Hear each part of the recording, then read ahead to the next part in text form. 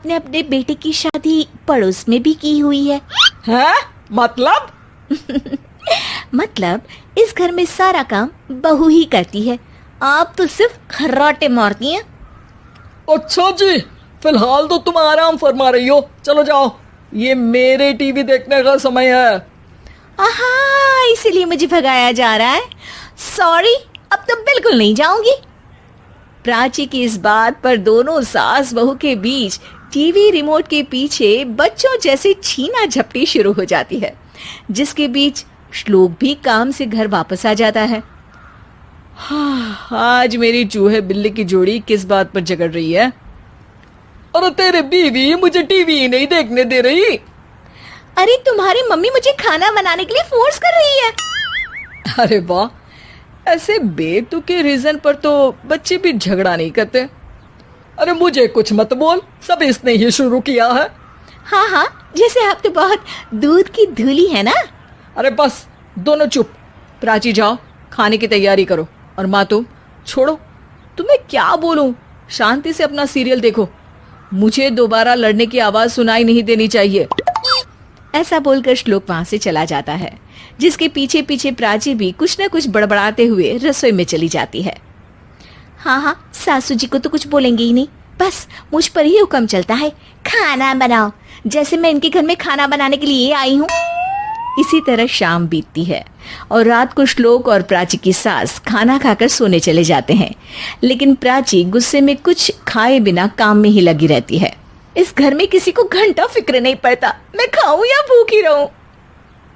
प्राची कुछ देर के लिए रसोई से बाहर जाती है और जैसे ही वापस आती है तो वहां दूध का भरा ग्लास देखकर हैरान रह जाती है।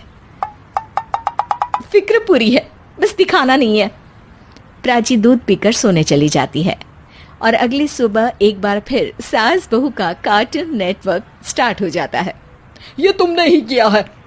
अरे अजीब जबरदस्ती है, मैं बोल रही हूँ मैंने कुछ नहीं किया। दोनों ने मिलकर पूरे घर को पागल खाना बनाया हुआ है। यहाँ कोई नॉर्मल इंसान तो रह ही नहीं सकता, इसीलिए अब पड़ोसी क्या रिश्तेदार भी घर आने से कतराते हैं। और सुन बेटे, तू भी चंगा, तेरी माँ भी चंगी, तेरी बीवी भी चंगी, रिश्तेदार। हाँ जी, आपको नहीं पता क्या, गंगाधर ही शक्तिमान है, रिश्तेदार ही। हाँ हाँ, बस समझ गया। कभी जानवरों जैसे लड़ेंगी तो कभी जुगलबंदी करेंगी। भाई मैं आप दोनों के बीच में नहीं फंसना चाहता। सास बहू की इस मनमौजी जोड़ी से परेशान होकर श्लोक अपना सिर खुजलाता वहां से चला जाता है।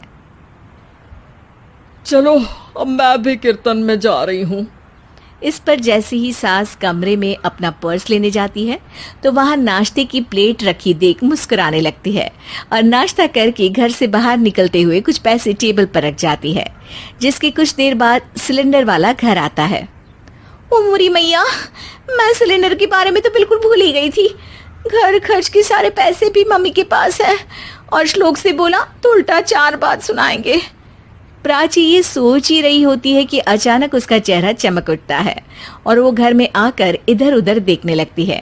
तभी उसकी नजर टेबल पर रखे पैसों पर पड़ती है, जिन्हें वो सिलेंडर वाले को दे देती है। ये सब श्लोक देख लेता है। अच्छा बेटे, इतना बड़ा घोटाला, सबके सामने मैं तेरी दुश्मन और पीठ पीछे तेरी मेरी यारी। इस पर श्लोक एक प्लान बनाता है और शाम को सब एक साथ बैठे होने पर बोलने लगता है। माँ, तुम दोनों की बहुत लड़ाई होती है, इसलिए मैं सोच रहा हूँ कि प्राची को उसके घर छोड़ाऊं। इससे वो भी खुश रहेगी और तुम भी। अचानक श्लोक की ये बात सुनकर सास बहू शौक से उसकी तरफ देखती है। अरे ऐसे कैसे घर छोड़ाओगे, मुझे कहीं नहीं जाना। अरे तुमने बोला नहीं, पर मैंने सुन लिया। तुम्हें मम्मी के साथ रहना अच्छा नहीं लगता, मुझे पता है।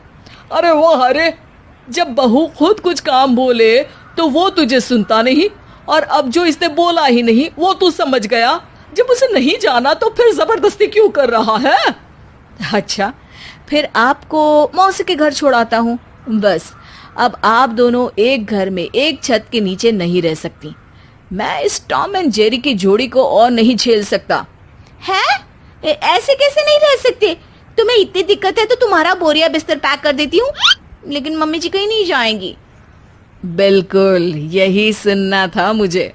अगर दोनों में इतना ही प्यार है फिर हर वक्त ये लड़ाई का नाटक क्यों करती हो? देखा मैंने कैसे माँ किचन में दूध रखती है और तुम उनके लिए कमरे में नाश्ता रखती हो, और कैसे वो पहले ही तुम्हारी दिक्कत समझकर घर में पैसे रखकर बाहर जाती है। अरे भाई, इतना ड्रामा तो डेली सोप में भी नहीं होता जितना तुम दोनों ने इस घर में फैलाया हुआ है।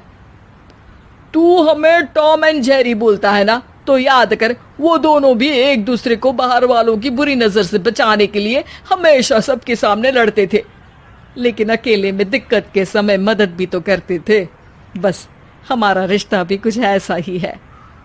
और वैसे भी अगर सास बहू में तू मैं नहीं होती तो दुनिया वालों को कहानियां कैसे मिलेंगी?